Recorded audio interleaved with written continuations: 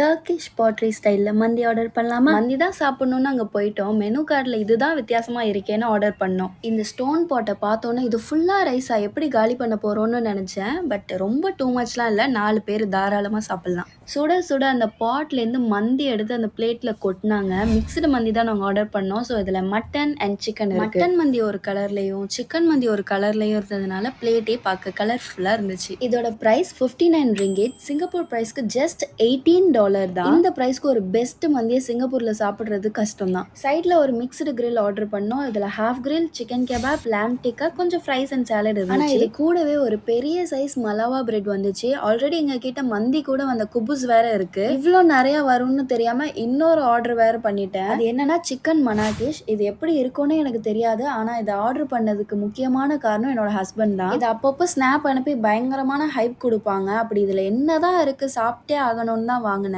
அவங்க ஜாத்தர் தான் ட்ரை பண்ண சொன்னாங்க, நல்லா இருக்கும்னு. பட் எனக்கு அது எப்படி இருக்கும்னே தெரியாது.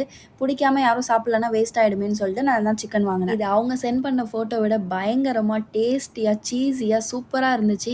ஏதோ நம்மளால் முடிஞ்சது வெறுப்பேற்றிட்டோம். இதுதான் என் தங்கச்சி. எங்கே போனாலும் இந்த சாக்லேட் மில்க் ஷேக் ஆர்டர் பண்ணுவாங்க. ஃபர்ஸ்ட் ஃப்ளோரில் தான் சாப்பிட்டோம். பிளேஸ் ரொம்ப சூப்பராக இருக்கும். இதை இன்னும் அப்டேட் பண்ணியிருக்காங்க. ஸ்வீட் பாக்ஸ், ஹனி, பர்ஃப்யூம் இதெல்லாம் வச்சு நமக்கு வேணும்னா வாங்கிக்கலாம். தென் செகண்ட் ஃப்ளோர் பற்றி சொல்லியே ஆகணும். ஒரு ஃபேமிலியாக ஒரு ஃப்ரெண்ட்ஸ் கூட ஒரு 10 பேருக்கு மேலே போறீங்கன்னா இது ஒரு பெஸ்ட் ஸ்பாட்டு. அவ்வளோ கிராண்டாக இருக்கும். இந்த ரெஸ்டாரண்ட் நேம் ஸ்டார் ஹட்ரமவுட் 2 ஜேபியில் இவங்களோட இன்னொரு அவுட்லெட். இது சாப்பிட்டு முடிச்சுட்டு போத் மென் அண்ட் உமனுக்கு ப்ரேயர் பண்ண ப்ரைவேட் ஸ்பேஸ் இருக்கு. ப்ரேயர் முடிச்சுட்டு மேலே பார்க்குறேன், ஏசி 2 பார்ட்டிஷனுக்கும் ஒன்று தான் இருக்கு.